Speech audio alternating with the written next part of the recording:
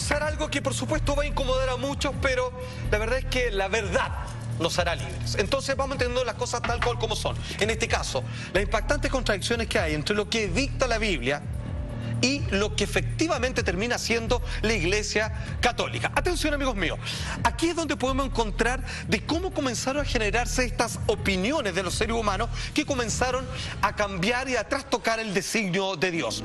Cuando nos vamos al siglo IV, respecto a la que comenta San Basilio, que es uno de los grandes próceres de la Iglesia moderna, dice: lo que nosotros enseñamos no es el resultado de nuestras reflexiones personales, sino lo que hemos aprendido de los padres. Vale decir que en el siglo I y II se crearon grandes pilares de aquellos que tomaron los textos bíblicos originales, comenzaron de alguna manera a tratar de interpretarlo de la mejor manera, pero que sin querer o simplemente porque la naturaleza humana es así, comenzaron a dictar cátedras, leyes y cánones sobre cómo debían comportarse aquellos que seguían la Iglesia Católica y aquellos que operaban dentro de la misma. Lo que vieron, y ahí comenzaron lo que a separarse. Nosotros lo seguimos. Exactamente, porque no hay duda, es cuando se convierte en un dogma. Exacto. Y sin embargo el dogma tiene obviamente el poder de que no lo digo yo, lo dice Dios. Sin embargo, lo que queremos demostrar que lo que dice Dios a veces poco y nada tiene que ver con los cambios que de puño y letra quisieron hacer los seres humanos. Atención, esto es bravo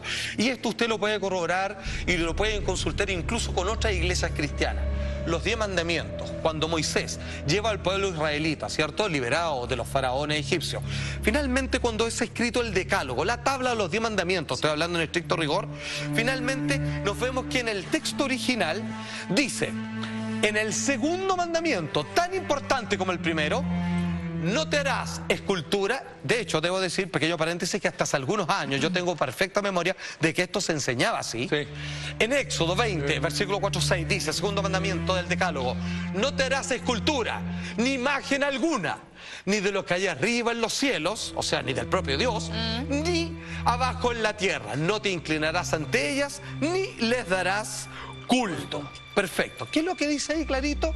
Que ya reconoces tu Dios, me está haciendo caso, me sigue a mí, pero no creo que hagas imágenes de mi persona, ni mucho menos que adores representantes míos o quienes dicen ser algún tipo de figuras que yo condenaría porque las considero completamente paganas. Dos ejemplos: santo y santa, está lleno. De hecho, santo y santa. De hecho, la figura papal.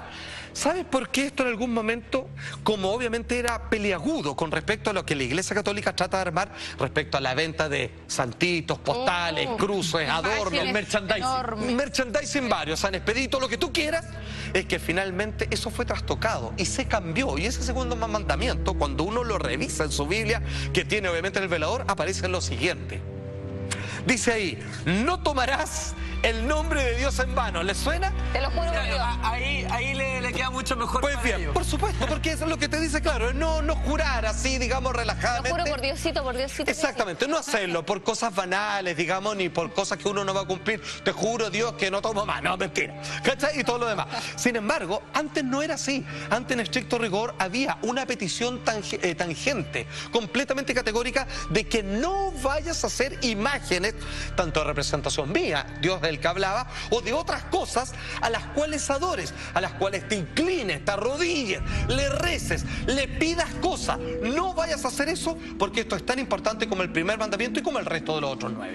Sin embargo, hubo un cambio. Carepalo, agarraron eso, lo borraron y colocaron, para poder generar todo un negocio, la necesidad de adoración con representantes de la tierra, partiendo por el Papa y todo, digamos, la seguidilla de merchandising, como bien dice un gran cristiano como es Felipe, de todo lo demás. ¿Se sabe cuándo empiezan a aparecer las imágenes? Es decir, cuándo se empieza a hacer el merchandising. Mira, fíjate que comenzaron así muy fuerte cerca del medioevo. De hecho, más bien en la época bizantina. Ahí hay como una especie de reflotamiento del arte religioso que después se pasa a la música y otro tipo de representaciones humanas. Pero atención, amigos míos, esto puede ser mucho más complicado. Cuando nosotros tomamos varios de los evangelios apócrifos o ciertos textos que fueron sacados de la Biblia original, que era el triple, nos encontramos con muchas alusiones a la reencarnación. Sin embargo, en la Biblia que todos tienen en su casa, la oficial, como aparece en Juan capítulo 3, versículo 1 al 5, quedó un remanente de aquello que hasta ahora se han sacado el pillo como han querido. Dice, Jesús le dice a Nicodemo: Te digo que a menos que uno nazca de nuevo, no puede ver el reino de Dios. Nicodemo le dijo, ¿cómo puede nacer un hombre si ya es viejo? Respondió Jesús, te digo que a menos que uno nazca de agua y del Espíritu, no puede entrar en el reino de Dios. De hecho, Esto no es necesariamente, perdona por la interrupción, pero esto no es necesariamente la manera en que se supone que la iglesia nos enseña a los católicos que vamos a llegar al paraíso. Esto no es exactamente la resurrección. Exacto, qué notable, Felipe, lo que acaba de decir. De hecho, el texto más largo dice que no te extrañe que un hombre vuelva a entrar en el vientre de su madre. O lo dice más categóricamente. En realidad lo que está diciendo Jesús dice que el proceso para llegar a la divinidad necesita de muchas vidas, muchas pruebas y errores en la vida de una persona que a medida que va evolucionando va sintiendo en las vidas posteriores un llamado religioso auténtico que obviamente termina acercándolo cada vez más a Dios en un camino inevitable hacia la felicidad. Sin embargo, esto ha sido negado hasta el día de hoy. ¿Por qué? Porque es necesario que la iglesia, tú creas que hay un infierno y un cielo. Y tú tienes esta oportunidad, digamos, para irte para arriba o para abajo, y que tenéis que entregarle todo tu fiel a la iglesia y un largo, etcétera, y todo lo demás. De hecho, a través de la reencarnación se pueden explicar muchas cosas. ¿Por qué niños mueren siendo infantes? ¿Por qué hay personas malas que les va bien y viceversa, personas bien que les va mal? Sin embargo, la iglesia niega rotundamente la reencarnación, pese a que vemos un claro ejemplo de ella en la Biblia oficial, y esto es lo que anuncia el Papa Benedicto XVI. El Señor es quien decide el futuro de cada ser y objeto de este universo. Hasta ahí no tenemos duda. Nosotros como humanos no podemos decidir en qué debe reencarnar un objeto. Nadie debe ni puede jugar a ser Dios. Nosotros no creemos en la reencarnación. O sea, perdón, pero si hay alguien que se ha encargado de jugar a ser Dios, ha sido el clero. Oh, qué notable, en los últimos Felipe. siglos. Me alegro que lo digas. O sea, perdón, pero es cosa de leer todas las declaraciones. Yo no estoy hablando de encíclica, porque eso tiene... O sea, si nos vamos a la encíclica, ahí es peor. Solo declaraciones de los papas o de los cardenales más importantes de los últimos 2 siglos nomás. Exacto. Y ahí claramente hay una contradicción brutal de Benedicto XVI. Por supuesto, y yo le insisto, esto que se coló dentro de la Biblia oficial, existen más antecedentes en los libros no reconocidos, donde se habla constantemente sobre la necesidad de una evolución en distintas vidas de una persona para ir mejorando y acercándose a la divinidad. Es un camino largo, ¿cierto? Pero que finalmente conduce a una felicidad inevitable, lo que me parece muy bien. Igual me parece muy raro lo que dice Benedicto XVI, porque en el credo, que lo que rezan todos los católicos, dice que creo en la resurrección de los muertos. Sí, pues, Claro. Se partía. Sí, claro. De alguna manera. Pero por eso yo decía que esa resurrección que está en el credo y que te la explican y te dicen de qué se trata, que es cuando tú te mueres, te vas al cielo y eres feliz en la vida eterna, no es necesariamente lo que dice la Biblia respecto a eso. Eso no es resurrección, eso es reencarnación. Derechamente. Y ahí es donde creo yo está el problema. Cuando las cosas son obvias en la Biblia y no le favorece al clero, se interpreta. Por supuesto. Pero si son obvias y le favorece, no puedes interpretar. ¿Y por qué no le favorece la reencarnación? Porque uno se puede equivocar. Por supuesto. En cambio en el otro no. Tenés que ser bueno al tiro y pasar la plata y todo lo demás. Bueno, es lo que más bien en uno de sus libros Nietzsche dice, que todo el tema del bueno, el malo, el infierno y el cielo lo crea la iglesia para poder contener los contenidos. Sin lugar a duda. Ahora, a propósito de lo que usted está diciendo, amiga mía, esto le duele a mucho, porque yo sé que a la clase elitista, la clase alta de nuestro país, tiene un vínculo como de cierto grado de complicidad con la iglesia. El conservadurismo. Sin embargo, la iglesia obviamente no le hace asco esto, porque obviamente hay un compromiso monetario interesante para ellos. Pero, ¿qué es lo que dice la iglesia respecto a la riqueza, con respecto a los ricos? Mateo 19:24, es más fácil para un camello pasar por el ojo de una aguja que para un rico entrar en el reino de Dios, amigos míos. Sin embargo, es curioso todas las relaciones comerciales que tiene el Vaticano y que afortunadamente el Papa Francisco está tratando de alguna manera regular y deshacerse de esas cosas. A ver, tratos comerciales que incluso tienen que ver con empresas que fabrican armas, bueno, o sea, eso ya no es reñido ni moralmente, eso debería ser completamente prohibido. Yo hace poco estuve en el Vaticano y no me puede impactar más lo que dice Mateo. Claro. El versículo 19. Es la contradicción. Claro, Exactamente. o sea, Perdón, lo que dice Mateo en realidad es citando lo que dice Jesús. Sí, Jesús lo Por dijo. supuesto. Jesús. O sea, yo estoy en el Vaticano, estoy en el Museo del Vaticano Sí. y todo, y los anillos de oro Sí, del por siglo supuesto. V son impresionantes, incluso los relicarios, que son donde guardan los huesitos de los santos y todo, Los huesos de santos. oro, traído desde América, Brutal. de 2 metros, impresionante. Ahora yo rescato lo que dice el Papa Francisco, porque él obviamente le ha combatido esto. La curia romana padece el mal del rico, insensato del evangelio, que pensaba vivir eternamente, que se convierte en amos y se sienten superiores a todo y no al servicio de todo. Bueno, ahí yo me quito el sombrero y Papa Francisco Sí. esto lo entiende completamente. Pero aquí viene lo que más le ha dolido. A ver, esto yo creo que es categórico, que tiene que ver con que esta idea del celibato, que obviamente persigue y que no voy a decir que en todos los casos, pero quizás en muchos curas los ha llevado a pecar, digamos, convirtiéndolo en pedófilo. Claro. O sea, de que ha generado esta perversión producto de la contención sexual. Pero ¿qué es lo que dice Timoteo 3:2-4?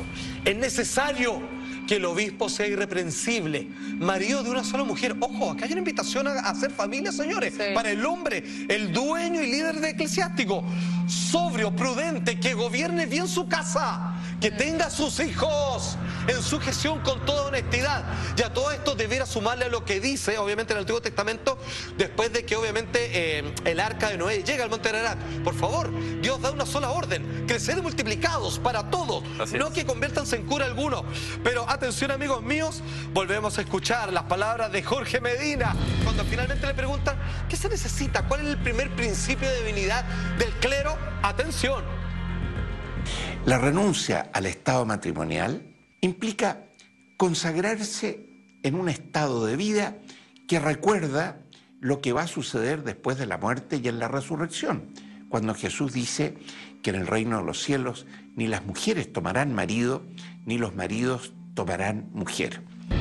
El video completo y el extracto de la Biblia de cómo nos gobierna y cuál es el gran consejo que tiene Dios para todos nosotros, más otro material que claramente nos damos cuenta de la tremenda contradicción que existe entre la Biblia y finalmente lo que hace la Iglesia Católica, al regreso a esta breve pausa comercial. Llegó el momento de aquel tema que más molesta, que duele y que puede ser causante de muchos males al interior de la iglesia. Estoy hablando del tema del celibato. Cuando nos remitimos a la Biblia, la verdad que por lo menos en varios pasajes, en ningún momento aconseja que los hombres nieguen su naturaleza de, por ejemplo, hacer familia o el simple impulso del sexo. En Timoteo 3:2-4 dice: de puño y letra, dictado precisamente por la divinidad, es necesario que el obispo, ni siquiera el hombre común seguidor de Cristo, el obispo, el líder eclesiástico, sea irreprensible, marido de una sola mujer, marido sobrio, prudente, que gobierne bien su casa, que tenga a sus hijos en sujeción con toda honestidad. Sin embargo, esto, por razones que hemos explicado en distintas oportunidades, para poder gobernar con la herencia para todo aquello que pertenezca al cura, pase a la iglesia y no a la familia, o a la familia que pudo haber tenido en esta trampa del celibato, escuchamos al señor Medina que intenta justificar haciendo con ello o negando con ello la palabra de Dios. Lo escuchamos. La renuncia al estado matrimonial implica consagrarse en un estado de vida que recuerda lo que va a suceder después de la muerte y en la resurrección, cuando Jesús dice que en el reino de los cielos ni las mujeres tomarán marido, ni los maridos tomarán mujer. Y los que en esta vida, sacerdotes, religiosos, renuncian al matrimonio, quieren ser humildemente un testimonio de fe en esa forma de vida que es la vida eterna, donde ya no existirá el matrimonio como existe en esta tierra, porque habrá cesado la tarea de multiplicar los hijos de Dios que vienen a este mundo a través del matrimonio. Pero como según hemos entendido, lo que acabamos de escuchar no es un dogma, o no debiera serlo, es solo la opinión de la raza humana o de algunos pocos, y una opinión que sea, de hecho de paso, solo para recalcar, que niega, que claramente repercute y claramente contradice la ordenanza de Dios.